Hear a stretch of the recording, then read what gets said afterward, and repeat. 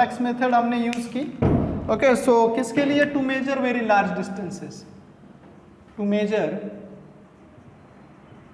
Very large distances, large astronomical distances.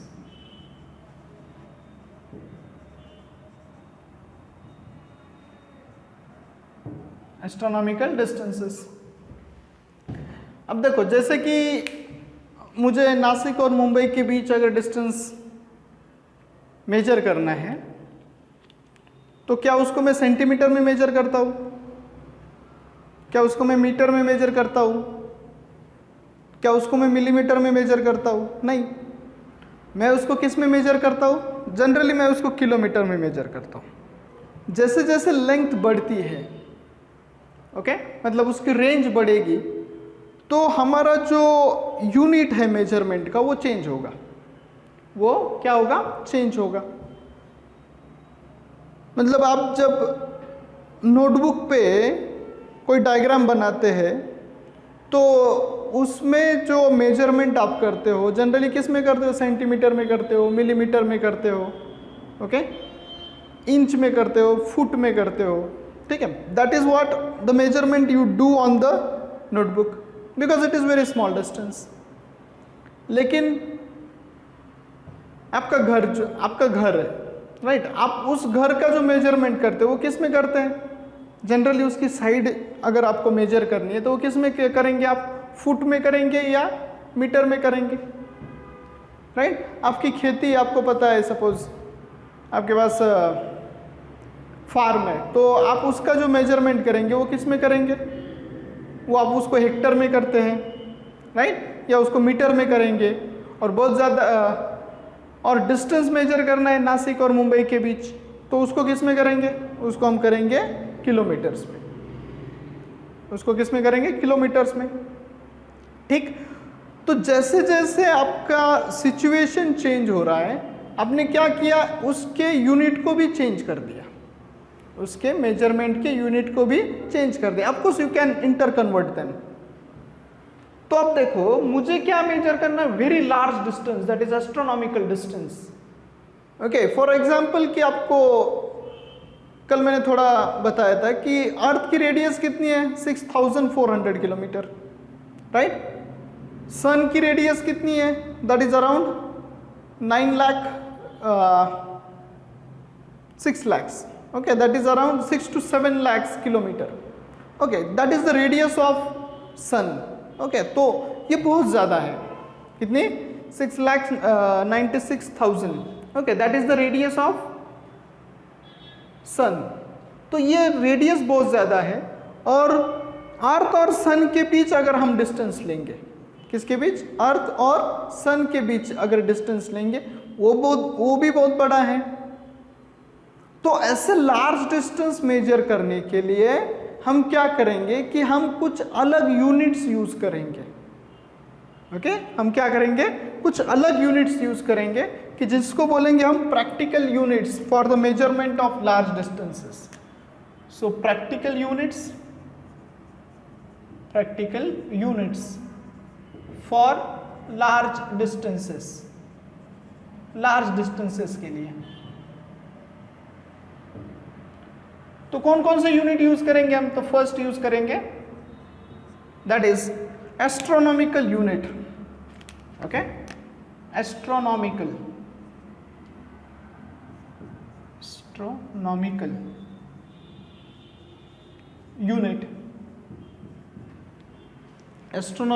Unit, ठीक है।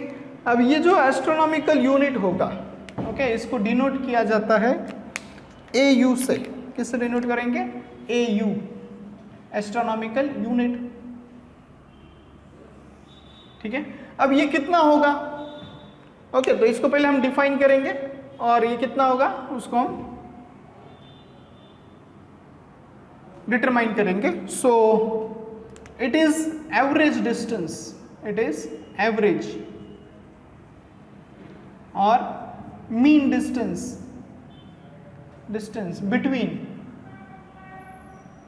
between earth and sun, it is average distance और mean distance between earth and sun. तो जब भी हम ऐसी लार्ज बॉडीज लेंगे, ओके, तो अर्थ भी बहुत बड़ी है और सन भी बहुत बड़ा है, तो जब भी हम ऐसे लार्ज बॉडीज लेंगे तो उनका डिस्टेंस कहाँ से मेजर करना है? तो उनका डिस्टेंस मेजर करना है उनके सेंटर से, right? Means it is average distance between centre of sun, sorry, centre of earth to the centre of sun. तो ये बन जाएगा 1 एस्ट्रोनॉमिकल यूनिट, 1 एस्ट्रोनॉमिकल यूनिट।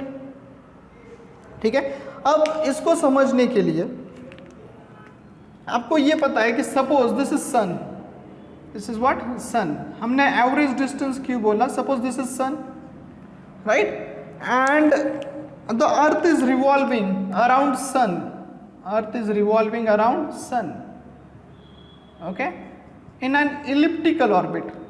ये जो ऑर्बिट है, राइट, ये जो ऑर्बिट है ये कैसा होता है? This is elliptical orbit, okay, ये सर्कुलर नहीं होता, राइट, ये सर्कल नहीं होता, ये कैसा होता है? इलिप्टिकल होता है। मतलब यहाँ पे अर्थ होगी, okay, and you know that earth revolves around sun, right, तो यहाँ पे अर्थ होगी, यहाँ पे सन होगा, तो यहाँ पे कुछ डिस्टेंस होगा, ओके, या अर्थ कुछ यहाँ पे आएगी, राइट, अर्थ जब यहाँ पे आएगी तो यहाँ पे कुछ डिस्टेंस होगा।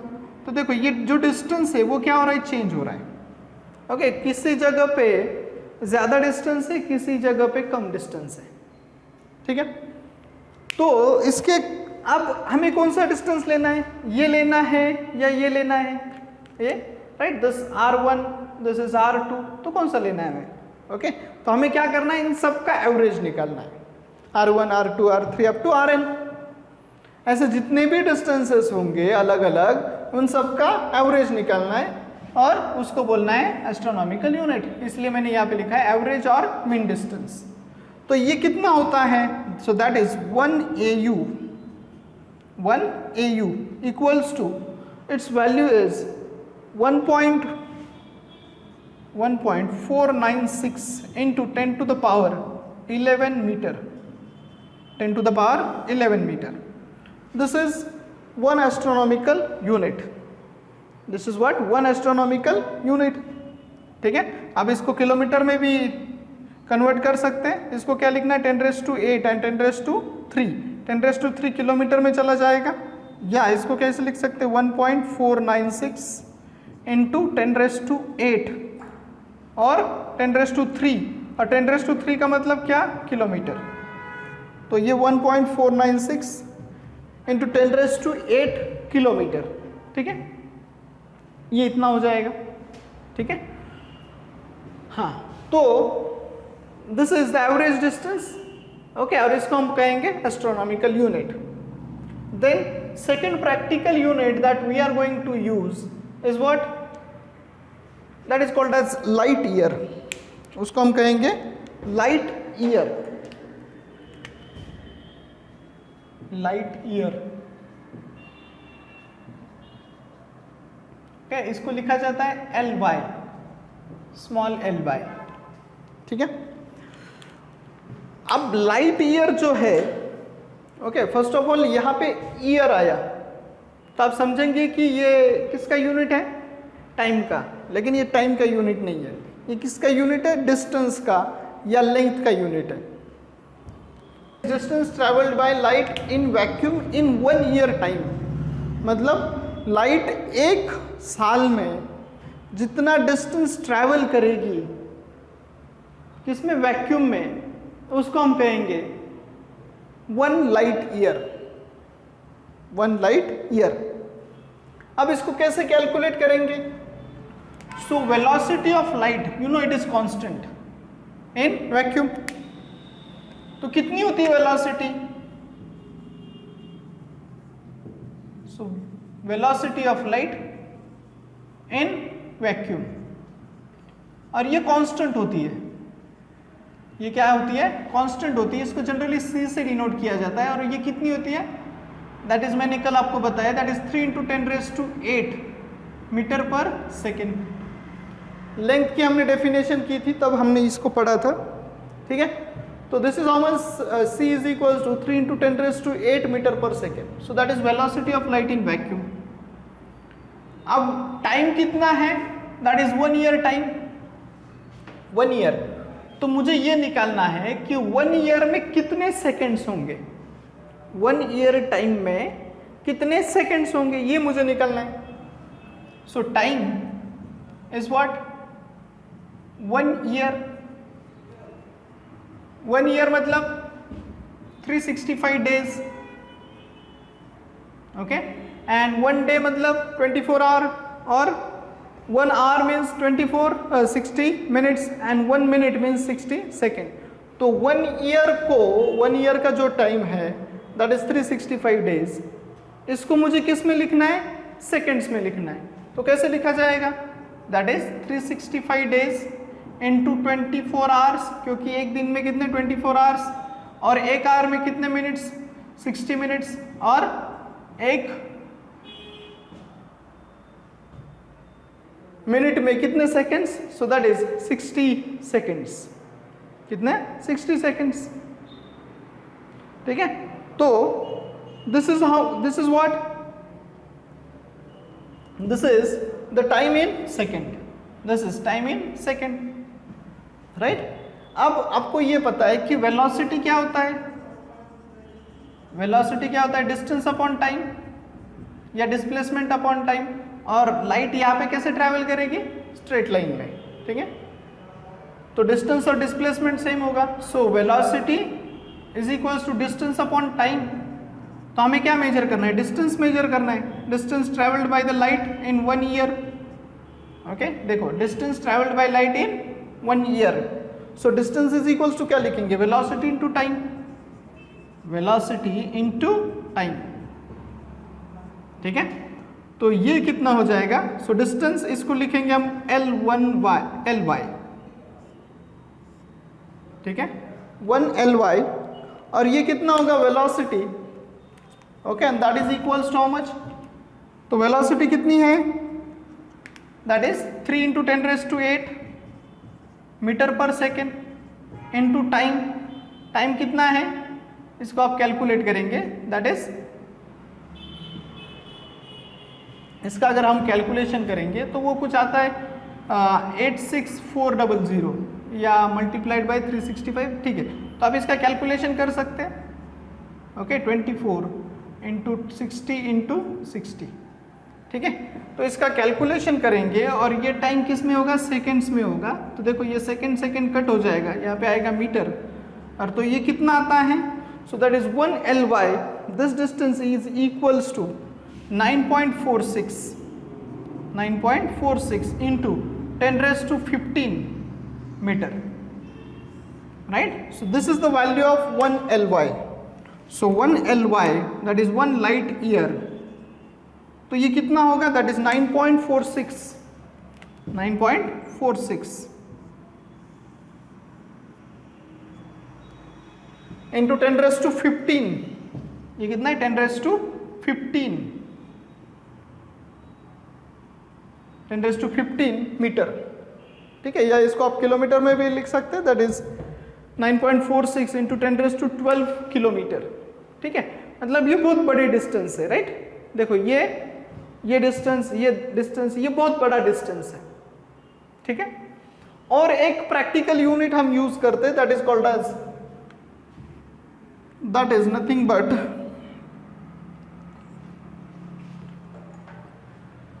पैरालैक्टिक second. Third one, that is parallactic second, और it is also called as parsec. It is also called as parsec, that is parallactic second. ठीक है. अब ये पैरालैक्टिक सेकेंड क्या होगा? अब ये पैरालैक्टिक सेकेंड, ये जो नाम डिराइव किया है ये किससे किया है? तो कल हमने एक मेथड देखा था, दैट इज पैरालैक्स मेथड. ठीक है. कौन सा मेथड? Parallax method. तो देखो ये पैरालैक्टिक सेकेंड समझने के लिए आप क्या करेंगे? सपोज ये क्या है? अर्थ का ऑर्बिट. ये क्या है? अर्थ का ऑर्बिट. ये है सेंटर, और यहाँ पे क्या होगा सन, ओके, और यहाँ पे क्या होगा अर्थ, राइट। तो ये जो डिस्टेंस होगा, राइट, अर्थ और सन के बीच ये डिस्टेंस कितना है, that is equals to 1 AU। देखो ये सन है यहाँ पे, this is sun and this is earth, right. Earth और सन के बीच जो डिस्टेंस है वो कितना है, दैट इज 1 AU। तो यहाँ पे ये सन है, ये अर्थ है, तो ये डिस्टेंस कितना होगा 1 AU, ठीक है। और सपोज एक हमने इसको यहां से ऑब्जर्व किया, इस पॉइंट से हमने इसको ऑब्जर्व किया, ओके, ये डिस्टेंसेस अप्रोक्सीमेट डिस्टेंसेस होंगे, ठीक है। तो ये जो डिस्टेंस है, suppose this distance is r, और इस r को बोला जाएगा, this distance is from, this is से point O, this is S and this is E। तो ये जो OS डिस्टेंस होगा, okay, let it is r, ये जो OS डिस्टेंस होगा, let it is r, and this r is nothing but the parsec और पैरालैक्टिक second, ठीक है। अब यहां पे देखो ये क्या होगा, so this is arc, this is what arc. तो आर्क लेंथ कितनी होगी, आर्क लेंथ कितनी होनी चाहिए, that is equals to 1 astronomical unit arc length. और यहां पे जो एंगल बनेगा दैट इज थीटा, ओके। तो ये थीटा कितना होना चाहिए, 1 सेकेंड, ये थीटा कितना होना चाहिए 1 सेकेंड। तो ये जो डिस्टेंस होगा, ओके, ये जो डिस्टेंस होगा OS, that is called as parallactic second, that is called as parallactic second, okay. तो इसको डिफाइन कैसे करेंगे, ओके, या इसको PCB लिख सकते हैं, पैरालैक्टिक सेकेंड। इसका फॉर्मूला क्या होगा फिर, देखो ये आर्क लेंथ है, ये हमारा डिस्टेंस, मतलब ये रेडियस है, ये भी रेडियस, ये हम अप्रोक्सीमेटली लेंगे, ठीक है। तो मुझे ये जो R है, that R is nothing but your parallactic second. तो मुझे इसको अगर लिखना है तो arc length is equals to क्या लिखते हैं हम, arc length, okay, is equals to what, radius into angle, okay. और इसको किस में लिखना है, रेडियन में, और ये किस में है, सेकेंड, मतलब डिग्री, मिनट एंड सेकेंड, ठीक है। और उसकी वैल्यू हमने निकाली थी रेडियन में, ओके, आपके नोटबुक में होगा। तो ये मुझे डिस्टेंस निकालना है r, तो ये r क्या हो जाएगा, या इसको ये क्या है, आर्क लेंथ कितनी है, ये आर्क है इसका, ये इसका आर्क लेना है मुझे ऐसा, ठीक है। तो ये कितना होगा, दैट इज 1 AU, ओके। ये r जो है, this is your parallactic second, okay, and this is angle theta, and that is equals to 1 second. Therefore if you calculate r, तो r को अगर हम कैलकुलेट करेंगे तो ये क्या होगा, 1 AU divided by 1 second, 1 AU divided by 1 second. तो 1 AU इसकी वैल्यू हमें यहाँ पे पता है, that is 1.496 into 10 to the power 11, okay. और 1 सेकेंड की वैल्यू हमने रेडियन में निकाली थी, ओके, 1 सेकेंड की वैल्यू हमने रेडियन में निकाली थी। और आपको याद होगा तो ये आता है कितना, 4.847 इंटू 10⁻⁻6, ठीक है। और तो इसको कैलकुलेट जब हम करेंगे तो ये आर की जो वैल्यू आती है दैट इज 3.08 इंटू 10⁻15, कितना, 10⁻, सॉरी, इसकी वैल्यू जो आती है that is 10⁻16 metre. So that is, this is 1 parsec, okay, this is 1 parallactic second. तो हमें 3 डिफरेंट यूनिट्स मिल गए, this is parallactic second, this is light year and this is astronomical unit, ठीक है। और किसके लिए यूज करना है, that is for very large distances और एस्ट्रोनॉमिकल डिस्टेंसेस। कौन कौन से है? 1 AU that is astronomical unit, दूसरा कौन सा है 1 LY that is light year, और तीसरा कौन सा है पैरालैक्टिक सेकेंड, पैरालैक्टिक सेकेंड। और इन तीनों को अगर कंपेयर करेंगे तो सबसे बड़ा कौन सा है? That is parallactic second which is about 3.08 into 10⁻16। LY वो कितना है 9.46 इंटू 10⁻15, और ये कितना है 1.496 इंटू 10⁻11। तो सबसे बड़ा ये है, उसके बाद आता है LY, और उसके बाद आता है astronomical. So to measure small distances of atomic range or molecular range, we will use two types of microscope, that is scanning electron microscope, and second one is tunneling electron microscope. Yeah, simply you can understand that is microscope, right? और micro का मतलब होता है small। अब देखो कि जैसे हमने एक स्टैंडर्ड यूनिट कैसे मेजर करना है लेंथ के लिए हमने उसको डिस्क्राइब किया। अब हमें क्या करना है कि वही स्टैंडर्ड यूनिट मास के लिए कैसा होगा। तो what is SI unit of mass? So SI unit of mass, तो वो कितना होता है? दैट इज kg, और we can say 1 kg। SI unit of mass is what 1 kg। अब इस 1 kg को स्टैंडर्डाइज करना है, उस 1 kg को क्या करना है? स्टैंडर्डाइज करना है। ओके, तो इसकी सबसे पहले एक डेफिनेशन बनाई गई थी। कब बनाई गई थी? This is in 1889। Okay, very long ago. 1 kg is a mass of shiny 1 kg is a mass of shiny piece of platinum iridium alloy। दो एलिमेंट्स है platinum iridium alloy kept in special glass case kept at International Bureau of Weights and Measure। ठीक है, तो एक ये international body है जहाँ पे सभी वेट्स को स्टैंडर्डाइज किया जाता है। तो एक सिंपली हमने क्या किया था, एक प्लैटिनम इरिडियम का एलॉय लिया था और उसको एक स्पेशल ग्लास केस में रखा था कि जिसका मास कितना होगा 1 kg।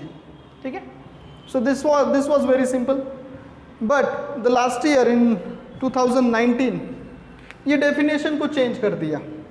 Okay, so on 20th May 2019 इसको क्या कर दिया? चेंज कर दिया। The kilogram mass can be described as the amount of current which has to be passed through an electromagnet so that it can pull down one side of extremely sensitive balance to balance the other side of 1 kg। ठीक है, so this is the definition of 1 kg। तो पहले तो एक just piece of metal था, लेकिन उसको बाद में हमने क्या किया, एक स्टैंडर्डाइज किया और उसको किसके बेसिस पे कन्वर्ट किया? That is the amount of current. Okay, to make electromagnet, right. अब देखो ये क्या होता है कि एक मेटल का पीस लेंगे, उसके ऊपर अगर हम वायर को वाइंड करेंगे और उसमें से करंट पास करेंगे तो वो जो मेटल का पीस होता है वो किस में कन्वर्ट हो जाता है? That converts into electromagnet. ठीक है, तो वो जो अमाउंट ऑफ करंट होगा, ओके, जो उसके लिए रिक्वायर्ड होगा किसको? इलेक्ट्रोमैग्नेट में से पास होगा, और वो इलेक्ट्रोमैग्नेट क्या करेगा? एक एक्सट्रीमली सेंसिटिव बैलेंस को बैलेंस करेगा, और जिसके अदर साइड में क्या होगा? That is 1 kg, standard 1 kg मास होगा। ठीक है, और उस अमाउंट ऑफ करंट को हम बोलेंगे 1 किलोग्राम। ठीक है, समझ में आया? For very small weight or for very small mass, okay, which are of atomic range, for very small mass of atomic range. For very small mass of atomic range. अब इसके लिए क्या यूज करना है, दैट इज एटॉमिक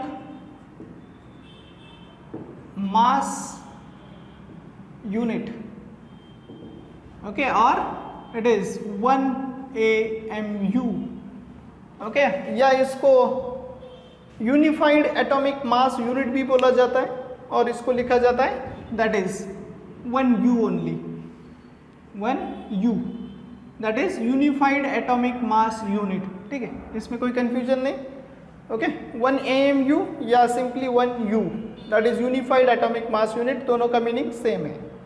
ठीक है, अब ये आपने केमिस्ट्री में पढ़ा होगा, फिर भी आपको मैं बता देता हूँ what it is 1 AMU।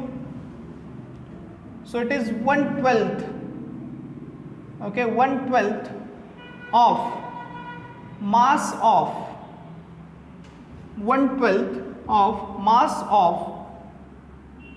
one atom, mass of one atom of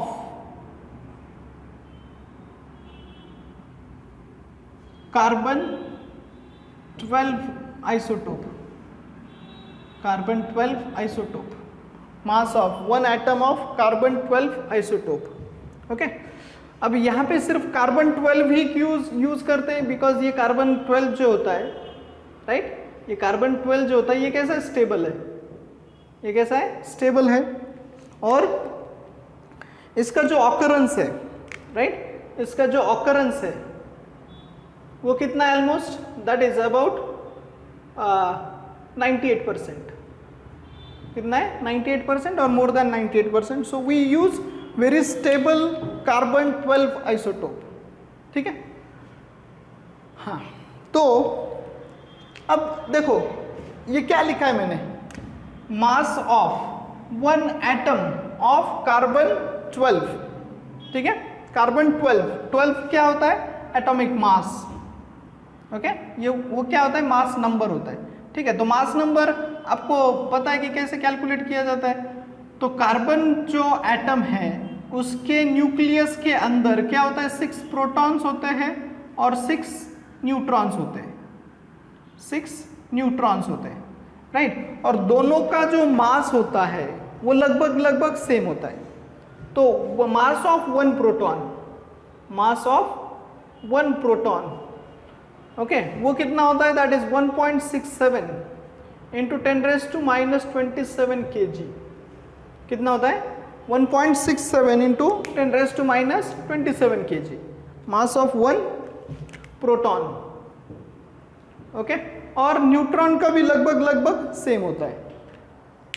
ठीक है, तो हम इसको अप्रोक्सीमेट मान लेंगे। तो देखो कार्बन जो होगा, एक एटम, एक कार्बन का एक एटम जो होगा उसमें कितने 6 प्रोटॉन्स है और 6 न्यूट्रॉन्स है।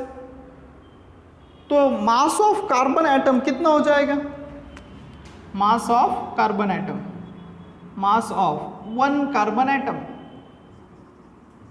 कार्बन एटम, ठीक है, तो वो कितना हो जाएगा, ये देखो 6 and 6, और दोनों का अप्रोक्सीमेट मास कितना, इसको प्रोटॉन ऑब्लिक न्यूट्रॉन कर देता हूं, ओके, सिर्फ ध्यान में रखने के लिए। वो अलग अलग है, थोड़ा डिफरेंस है, वो आप देख सकते हैं, लेकिन लगभग इतना होगा।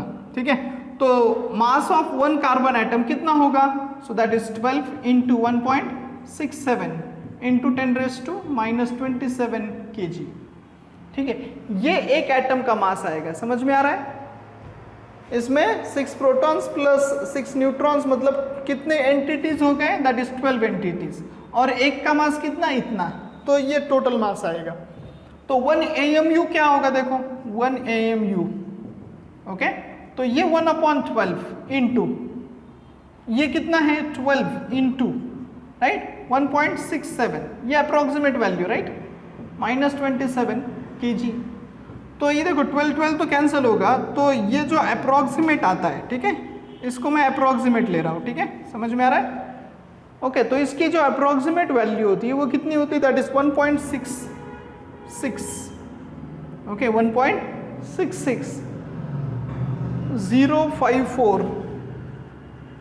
5402 okay into 10 raised to minus 27 kg minus 27 kg okay so this is 1 AMU या आप सिंपली इसको लिखेंगे 1 AMU इतना बड़ा कैलकुलेशन में तो आप यूज नहीं करेंगे 1.66 into 10 to the power minus 27 kg ये 1 AMU का मास है किसका 1 AMU राइट ये आपने केमिस्ट्री में पढ़ा होगा एटॉमिक मास यूनिट ओके तो बहुत स्मॉल मासेस अगर मेजर करना है ओके बहुत स्मॉल मासेस अगर मेजर करना है तो हम क्या यूज करेंगे AMU ओके मतलब क्या है एटॉमिक मास यूनिट मतलब एटम का जो मास होगा उसके एक यूनिट की वैल्यू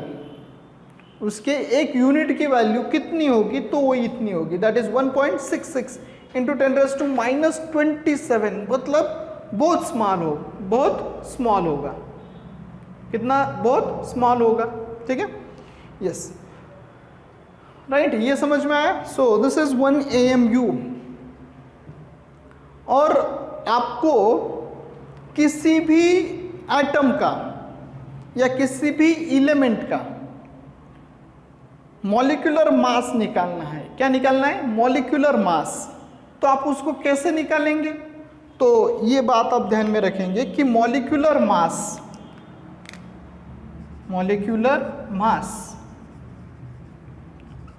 कैसे निकाला जाएगा that is equals to molecular mass equals to mass number into 1 AMU की वैल्यू 1 AMU की value so this is how you will find out the molecular mass okay molecular mass in kg okay क्योंकि AMU किस में आएगा kg में आएगा तो mass number for example आपको निकालना है किसके लिए आपको पता है सोडियम के लिए तो सोडियम का मॉलिक्यूलर मास कितना होगा तो सोडियम का molecular mass so for sodium right तो मॉलिक्यूलर मास कितना आएगा तो सोडियम का जो मास नंबर होता है वो होता है 23 राइट इनटू 1 AMU राइट तो वो कितना आएगा 23 AMU कितना आएगा 23 AMU ठीक है तो ये बात ध्यान में रखेंगे तो किसी भी एलिमेंट का मॉलिक्यूलर मास आपको निकालना है तो उसको AMU में डिफाइन किया जाता है और उस 1 AMU की वैल्यू कितनी होती है that is 1.66 into 10 raise to minus 27 kg ठीक है ये हो गया मेजरमेंट ऑफ मास ठीक है फॉर वेरी लार्ज मासेस मतलब फॉर एग्जाम्पल मुझे निकालना है mass of earth okay mass of earth example mass of earth या mass of sun तो उसके लिए या उसको कैसे कैलकुलेट किया जाएगा okay so here we will use what gravitational method based on Newton's law of gravitation based on Newton's law of gravitation ठीक है तो उससे हम क्या कर सकते हैं बहुत लार्ज मासेस जो है उनका वेट हम या उसका मास हम कैलकुलेट कर सकते हैं ठीक है राइट तो न्यूटन्स लॉ ऑफ ग्रेविटेशन में हमने ये भी देखा था that is F is equals to G m1 m2 upon r square m1 m2 upon r square ये आपने पढ़ा होगा this is what gravitational force this is G that is universal gravitational constant this is m1 mass of one body m2 mass of another body r distance between two masses right तो हमें क्या पता होगा r अगर पता होगा G पता होगा और दोनों के बीच फोर्स पता होगा तो हम m1 या m2 फाइंड आउट कर सकते हैं, m1 या m2 फाइंड आउट कर सकते हैं. सो that is what the gravitational method.